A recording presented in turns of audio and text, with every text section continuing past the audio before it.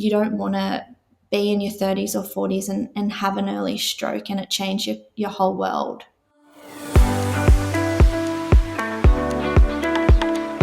Hello, everybody, and welcome to the Food Matters podcast, your home for nutrition, health, and wellness education. My name is Laurentine. I am a filmmaker and a nutritionist and the founder of foodmatters.com, and I'm here to hold your hand on this journey to optimum health, transformation, and emotional healing. Hello, Food Matters audience, family. How are you all doing? I'm so excited to be doing another podcast of the Food Matters podcast. And today we are going to be joined with soul sister and literally twinning sister to me today. We are wearing the same things. Literally, I have no idea, but we somehow came on as angels today. Angels. It's Tian Evans. Hey, Tian. Hello. So Tian's story is amazing, and that's why I wanted to bring you on. And, you know, your story has undeniably been fueled by your experiences in your health and wellness journey. And it didn't all start very easy for you. And by the age of 30, before 30, Tian was already experiencing a heart condition and had to undergo heart surgery. So that's huge. She has been on a mission to understand more about finding out about her hole in her heart, and we'll explain more about what that means. But what we also like to understand more is about her condition and how this may also be something that could be affecting a lot of us without us even knowing about it. So that's why I love bringing on people that are, you know, obviously Food Matters followers, people that have been there and done that and been able to to apply all of the practices of the philosophies of Food Matters. Food is our best medicine. So welcome, Tian. Thank you so much for joining us, girl. Thank you so much for having me. I am so excited. Yeah. And so Tian actually lives in Australia as well. And she has a fantastic business that she'll share more about. But first, Tian, let us know how this journey to health and wellness, how it all started for you. The journey for me started, I was actually born and raised in Byron Bay. I went traveling the world and then I came back to my roots to connect and heal. And that's where Sage Events was born. My passion for health and wellness has, been fueled by the relentless search for the hole in my heart. It's been a massive journey for me over the past 20 years. I've been seen hundreds of doctors. I've, taken the holistic approach. I've tried, so many things outside of the box, inside of the box, Western, holistic, everything.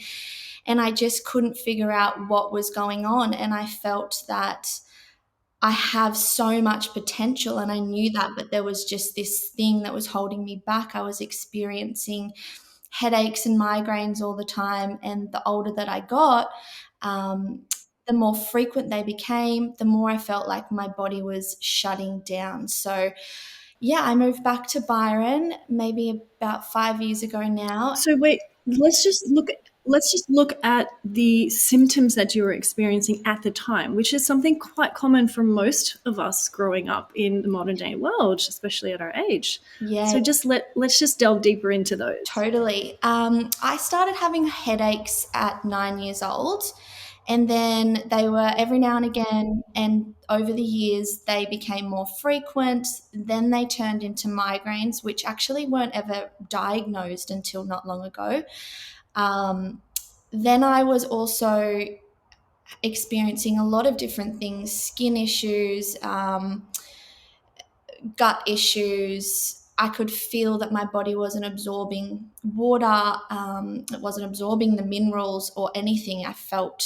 I just felt like I was an old woman on the inside and I was under 30.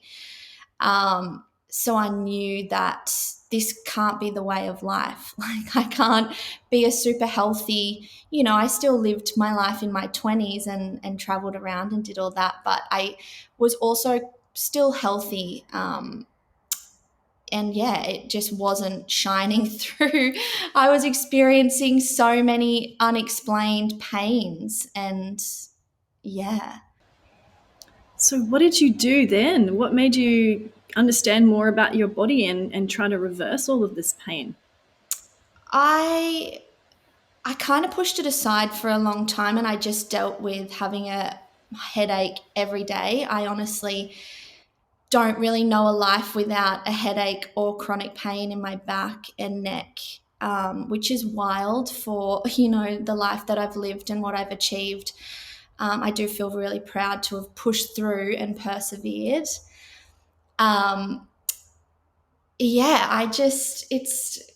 I'm honestly lost for words. I'm sorry. It's been such a wild journey to get to this point, to have heart surgery and to be on the other side, and now being able to talk about it and inspire others to, I guess, push forward on their own health and healing journey. And, no matter how many setbacks and no's you receive from doctors or therapists, to just keep pushing forward, because you intuitively know your own body. And when there is something wrong, there usually is something wrong. And I feel like I'm a classic example of that. So, yeah. So, how did you get to the experience of finally realizing that you needed heart surgery? Was it something that you had a lot of tests done, and all of a sudden it was like very clear, this is it. You need to have heart surgery. I actually went and saw an osteo in Byron, and he said, "Oh, this is way bigger than me." And I was like, "I know that. I just need some help now." And he referred me on to an environmental doctor, Dr. Marcus Hewitson, who has been amazing. He's very scientific. He deals with a lot of specialty cases. And tests for thousands of things, not just surface level stuff. So I started my journey with him, and he said, "Oh, I've actually seen a couple of patients with the same profile as you, chronic headaches and migraines, chronic body pains, sore when they exercise, everything like that. I really want you to go get your heart tested." And I was like, he said, "Look, I just want to rule out, because there is a possibility that you could have a hole in your heart." Um, and I put that test off for 6 And you months. were like, wait, what? A hole in my heart? You're like, I that was probably the know. first time you've ever heard of something like that. It was honestly the first time I've ever heard of something like that. Yeah, so I put that test aside for 6 months, because I thought, oh, it's not going to be that. That's wild. And then I went and got the test, and they were like, "Yeah, you have a large hole and an extra valve that's meant to close over at birth, but that's acting as a pathway for waste to go into the hole instead of processing and filtering through the heart. It was waste was and toxins were going into the hole." So it explained a lot. And that started, I guess, a new journey, or it was very validating for me to go, wow, there was an incredibly large root cause to this, when I'd had hundreds of doctors tell me that there's not. Um, and then, yeah, I waited a year for the surgery. Um, I had to get health insurance, obviously, because it's quite a large procedure. And I had to give up exercise in that time. I did lot of other things, like giving up sugar. I was already not eating gluten and all of that. But I was just obviously trying to prepare my body for a major life surgery like that. And yeah, I went and had the surgery, but I was honestly very excited for the surgery. I really went into it with a lot of ease, and I guess excitement, because I'd been searching for something like this for so long. So yeah, it was more exciting than nerve wracking. So, Tian, how common is it to have this type of heart condition? And is it something that we need to worry about? It's actually a crazy statistic. So, everyone is born with a hole in their heart, but it's meant to close over at birth. 1 in 4 peoples don't close over, though. But what's happening is people are having an early stroke in their 30s, 40s, 50s. And then they obviously go into hospital and find that they have the hole in their heart. Um, so then they have the surgery to close it. There is only a recent link between the headaches and migraines and the hole in the heart that has led to this finding. So, um, yeah, it's a wild statistic because 1 in 4 people are walking around with the hole in their heart. And it's, don't be alarmed by that. But if you are experiencing some of these things, it won't hurt you to go have a test. It's so non invasive, and it could defy your chances of having an early stroke, which for me, I 100% know I did. So, very lucky. And what are the statistics of stroke patients? Um, I don't know the statistics of stroke patients, but my surgeon actually told me the other week that I think it was something crazy like 0.5% of stroke survivors, they're investigated as to why they have a stroke when they leave the hospital. So it's like a crazy statistic. You just have a stroke and then you go back to living your life and recovering from that if you were lucky enough to survive. So I definitely want to spread awareness around this, and yeah, inspire other people to go get checked because you don't want to be in your 30s or 40s and have an early stroke and it change your whole world.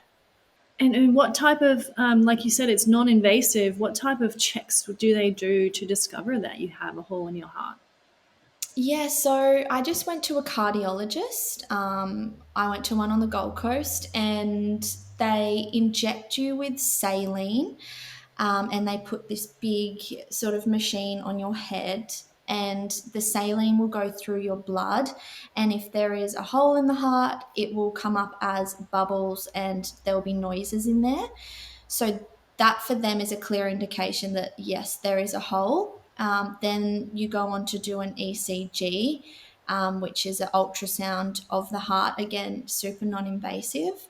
And then they can have a look at the hole and sort of see around about what size it is. And then if you were to go have the surgery, it actually happens over a week. You have 2 surgeries. In the first one, they go in and they check the hole. They check what size it is. They poke around, and then they take that data and put it onto like a big 3D screening machine, and they will create a device essentially that will match the size of the hole in your heart.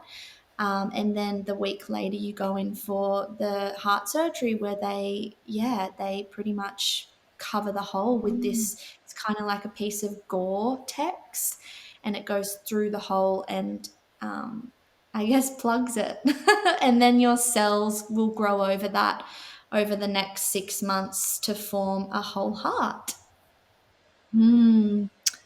Tian, thank you so much for sharing. And what excites me as well is that you didn't give up hope. You just decided to, no, there must be an answer. There must be a root cause to why I'm feeling like this, why I keep experiencing these symptoms and gut health issues and migraines. We sometimes get told by our doctors, well, sorry, there's nothing really we can do. We've done all the tests. You look like you're fine, and then you end up walking around with this issue and like camouflaging it with pharmaceuticals, and suppressing all of these symptoms. And I hear it so often. There's either a diagnosis of chronic fatigue, or they can't figure out what exactly it is, why your body's feeling so lethargic or fatigued or riddled with headaches all the time. And they just sort of put it aside to, oh, we can't explain this. This is really an unexplained illness, very rare. But we can just do a couple of tests with you, and we can give you these type of pharmaceutical medicines and see if that works. And it's a revolving door, because you don't really come out of that system. The side effects of the pharmaceutical medicines give you even more symptoms, and then it's like you can easily be lost in the system.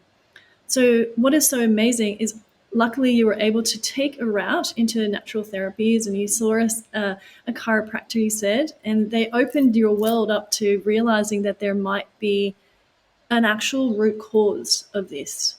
And I mean, that is what's so interesting about it because we could have listened to the medical profession, and the medical profession will really just continue to give you solutions like a pill for every ill, right? Mm-hmm. However, when we go to natural medicine, we realize that there is a cause, there's an underlying cause. It's like, when you look at a car, like when the engine light comes on, or, the wiper lights, or any type of flashing noise, it's like our body, it's like likened to our body. It's like our body's trying to talk to us all the time. It's like, hey guys, hang on, there's something not right. And it's so beautiful that you decided, no, I'm going to find a way to get to the bottom of it. So tell us Totally. a little bit more about the yeah. Tell us a little bit more about your healing journey after the fact. After the fact, me being the person that I am, I was pretty, I'm such a go getter, and I was really, a couple of weeks after the surgery, I was ready to get back into things, and I really wanted to start exercising. And I thought, oh, I'm gonna run a marathon in the first 6 months, and all this stuff like that. But I realized quite quickly that the healing journey is definitely not linear. You can't really prepare. Each day was quite different. I had so many things were changing in my body. My whole blood system was finding new pathways. My brain was obviously trying to change the way it thought because it was so used to having these problems all the time. To be honest, I am still on the journey. I'm a year post the surgery now, and I'm still experiencing, some effects, and I still am experiencing some headaches and some migraine triggers. So I know that there is a little bit more to the journey. But I mean, I've defied having a stroke. Everything else internally for me is repairing. I can tell that my liver and kidneys, because they were working so hard, they were starting to shut down, that they are definitely repairing. You can see it in my skin, in my energy. I don't have the brain fog that I lived in, and I know that a lot of people experience brain fog, but to have brain fog for so long of my life and then to come out on the other side of this surgery, and the clarity that I feel is crazy. Like, it's wild. It's so amazing. I'm so grateful for just that. Yeah, because brain fog is something that I know, yeah, it's we all experience it to a degree, but I think some more than others. But yeah, it's essential for living a prosperous, abundant, healthy life for sure to get rid of that. And so if you could share a little bit about your diet, like how you've in your healing process, how you've changed your diet and what types of food that you focus on now and what sort of foods you don't focus on, and if there's sort of a type of protocol for this condition. Yeah, definitely. Before the surgery, I was also told that I had candida, which again, most of us growing up, we didn't have a lot of knowledge about food and what we were eating. So a lot of people probably do have candida that they don't know of. So I gave up sugar, gluten, and dairy. I love cheese, but and after the surgery, giving up sugar was honestly one of the hardest things. I mean, you do hear it is like crack. It's really hard to break the cycle of eating sugar. Once I got to the other side, I didn't really crave it anymore. I mean, I don't even have sugary fruits anymore. For me, I've found the diet that I love to eat is more like organic, locally sourced meats, and then locally sourced organic veggies. I've tried to change my diet to be quite uncomplicated, whereas years ago I used to complicate dishes that I'd create and you'd chuck in so many different things, but now I try and eat very simple and clean, but still, I don't know, make it feel like I'm eating indulgently because I'm such a foodie. So my diet is, yeah, it's very low in gluten, low in sugar, um, low in dairy. But again, dairy, I dabble in way more in quality dairy or cheeses. um, yeah, that's pretty much how I eat. Yeah, Tian, I love that you just said, I gave up sugar. I think it's such a big concept. And I feel like if we would understand what sugar is doing to our body and we understand what actually the process of how addictive it is, just sugar alone, and we realize that there's so many other foods that can turn into sugar. Because when you have a discussion with people and say, oh, it would be a good idea for you to minimize your sugar intake, and they say, well, I don't really eat that much sugar. It's because people really associate, sugar with the white, the white sugar that you put in coffees or teas. And some people were like, well, no, I don't actually eat that. And then you're like, well, do you have cereal? Do you have pancakes? What do you put on top of them? Do you have marmalade or jams? And you go through the list of what they eat, and they realize that a lot of the foods that they're eating can either be sugar, filled with sugar, artificial sugar, or can turn into sugar in the blood, Hmm. right? Any type of pasta, carbohydrates, any type of breads or croissants or muffins can actually turn into sugar in our blood. So we don't think we're eating sugar, but we're actually eating sugar because our body is so used to feeling that fuel from this, like it's a sugar high, right? And so we crave more of that. And it just becomes like this addiction. And it's very hard to kick. Very hard. Once we do, like you said, once we do start slowing our sugar intake, we do no longer crave. I don't even crave any sweet fruits anymore. I can't have it. It's too sweet. I don't crave any cakes. I had a lemon meringue pie the other day because had a birthday party and they offered me some, and I was like, whoa, I could hardly finish, like I could hardly take a few bites. It's very sweet, right? So it's just like feels on the back of the throat. It feels like almost raspy, and it's a different, like we actually create a different microbiome when we start cutting out sugar.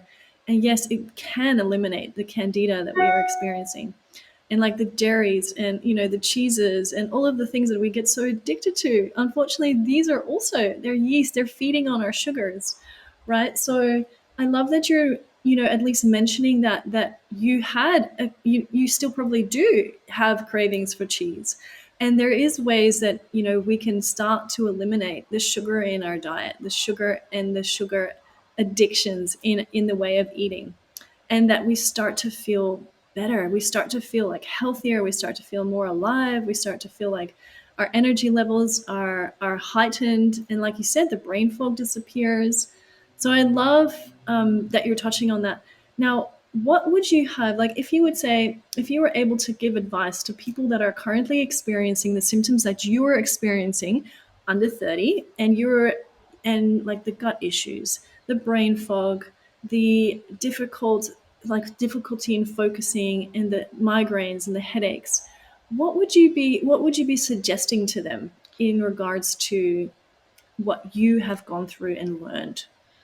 Um, Firstly, the importance of sourcing organic, spray free produce and products is so essential. And I mean, I totally understand it's a massive journey to transition from being non organic to organic, but you can feel the effects instantly, and you don't have to do it all at once. You don't have to switch everything out, but even going to your local farmers market, and if you have one, and purchasing your vegetables from there because they are sourced locally, so they don't have a long time. They're more nutrient dense when they get to your plate. um, yeah, eating more whole foods. So cutting out the processed stuff and getting creative in the kitchen with, there's so many resources out there that and little healthy hacks and recipes where you can make, a batch of healthy shortbread to have in the cupboard for the whole week. So when you do have a craving, you've got something really yummy on hand. Um, yeah, there's lots of little tips and tricks like that. But I think the first and foremost thing is starting to transition to locally sourced, organic, spray free whole foods. Good point.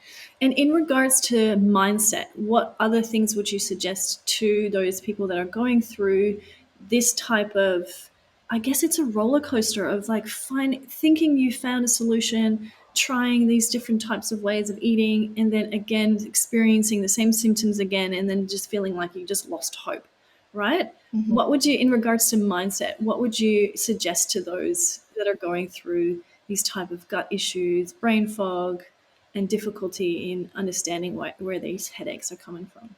Yeah, honestly, it is a roller coaster. There is no denying that. There'd be times when I'd be in the trenches just going, this cannot be real. But something my mum would always say to me was, you persevered on this journey. You, even in the darkest of times, remained positive, that like you knew, you were intuitive that there was something wrong. So I think it's going within and knowing yourself and understanding and realizing that you can push forward on this journey. It doesn't matter what anyone tells you. Obviously we take advice from other people, but take that advice on and then and learn from it through your own wisdom internally, I think. And yeah, staying positive, but being gentle on yourself when you do dip low and you are negative and you just go, this is all too much, because it happens to all of us. So well said, Tian. Thank you so much.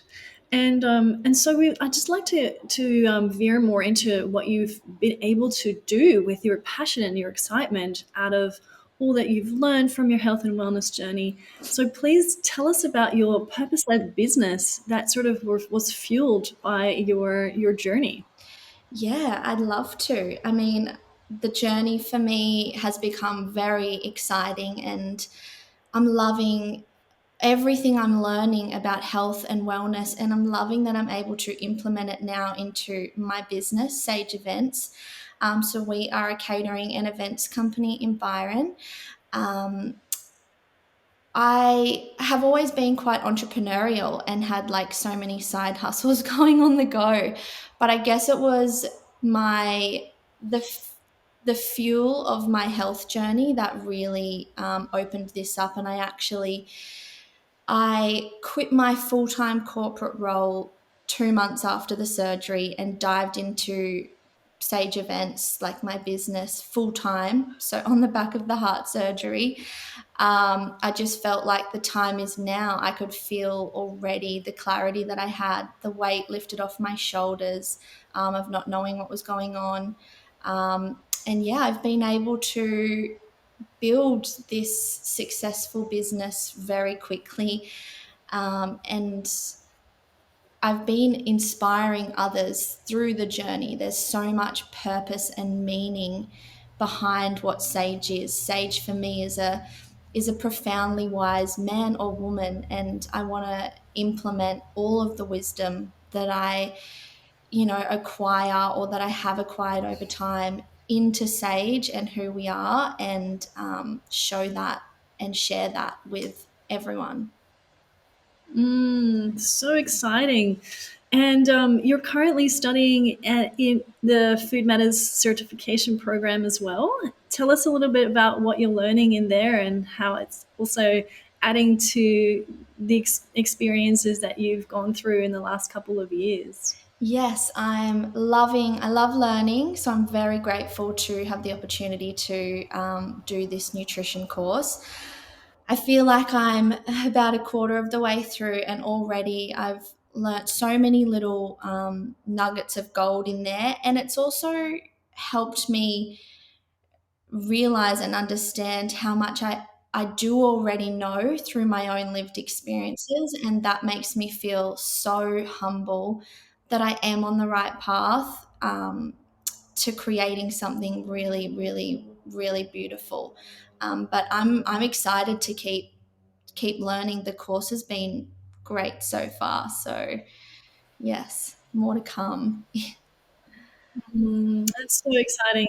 I guess that's one of the reasons why we wanted to share all of this incredible information that we've acquired over the last 17 years of running the Food Matters business and putting that all together into a nutrition course so that people can become certified nutrition coaches and being able to add that onto their current list of qualifications and then be able to set up their own health and wellness led business. And so I love hearing what you've done, and it's so inspiring because we live in a day and this age as well where we can have an online business. We can target people from all over the world. We can, reach have a larger reach because of our internet, the way that we are able to communicate with people, the way that we have social media is set up these days. So we're living in a very interesting time.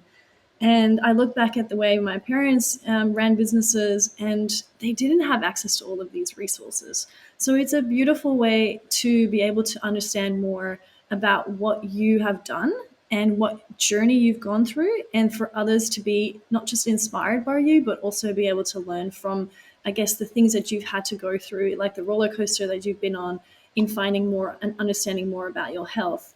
And so that you're able to help so many people understand and discover more about what's going on in their bodies, right? And I think that's what my biggest mission is as well with Food Matters.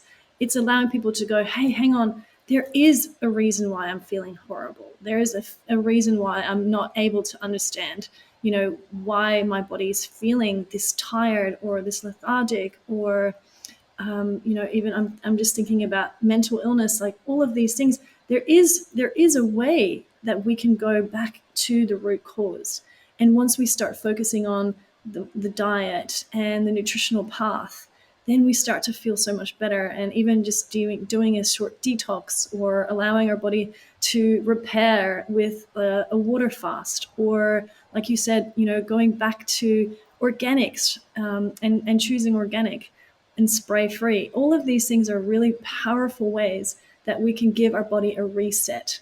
So I'm really proud of what you've done and how you're actually then inspiring others to do the same. Well done. Thank you. So Tian, tell us a little bit more about where to next. What is your ambition in regards to the future, and where would you like to see yourself?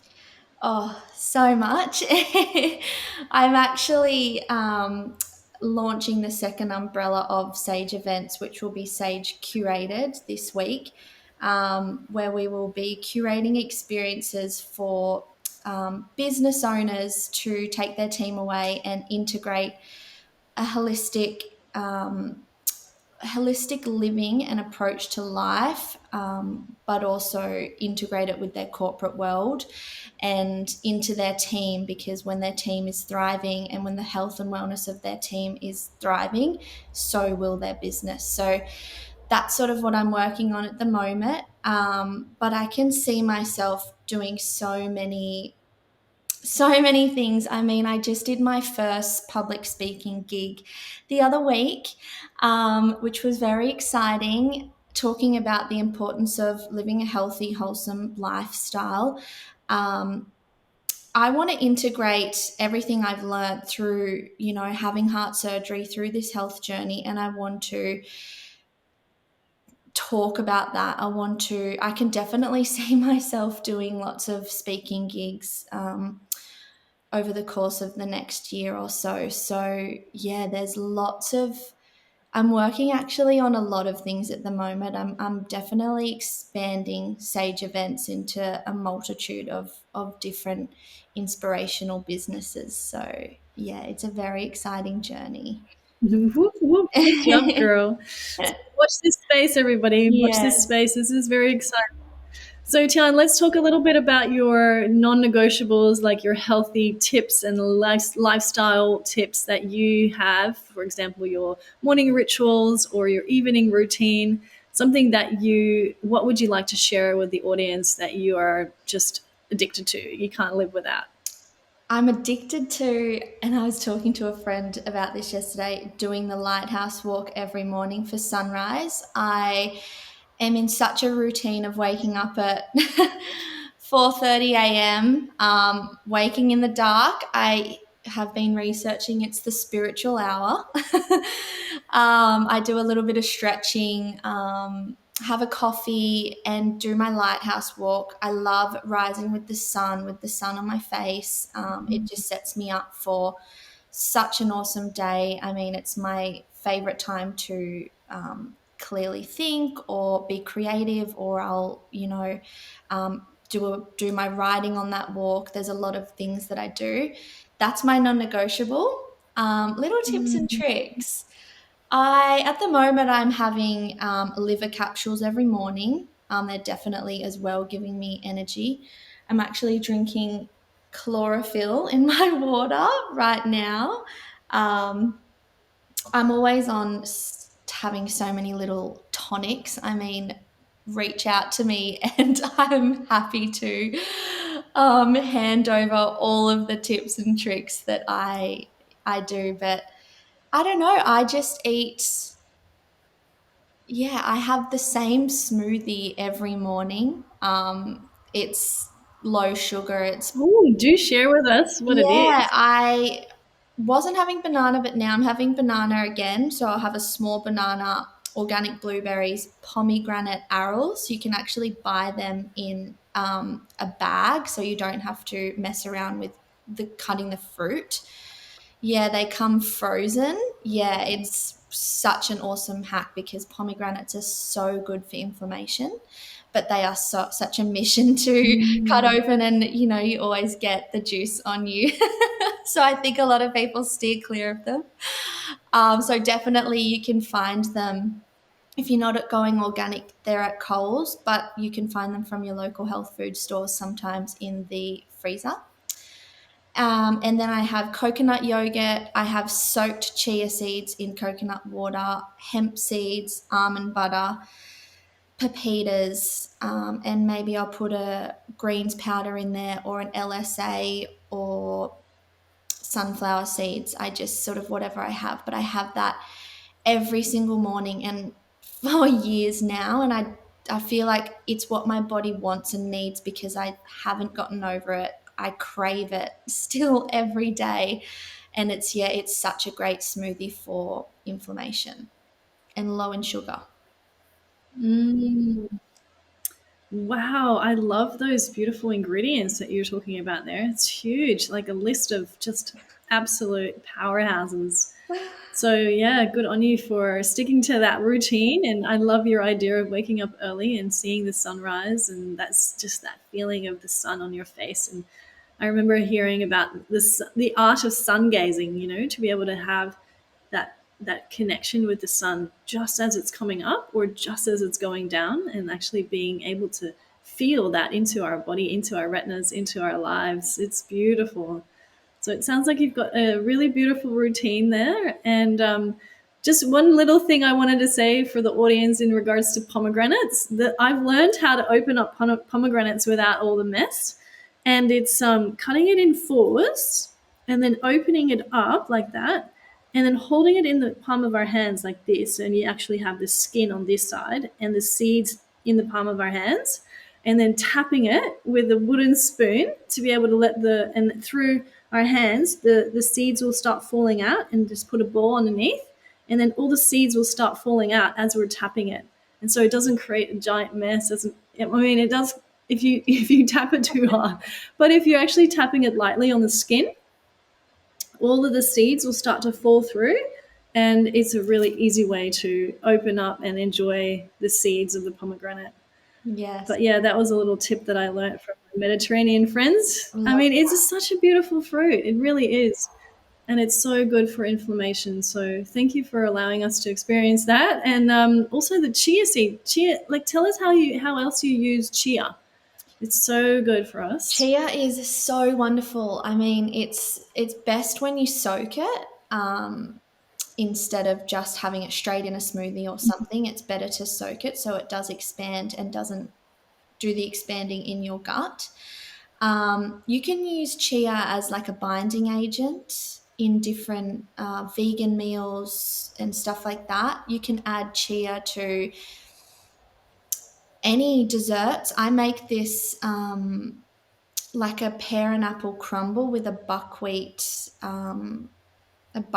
crumble, but I always add so many nuts and seeds and chia seeds. It can just honestly be added to Mm. anything because it's like it's not even there. If it's not wet, it's kind of like it doesn't really exist, but it's so full of nutrients. It's so good for us. So honestly, add it to anything.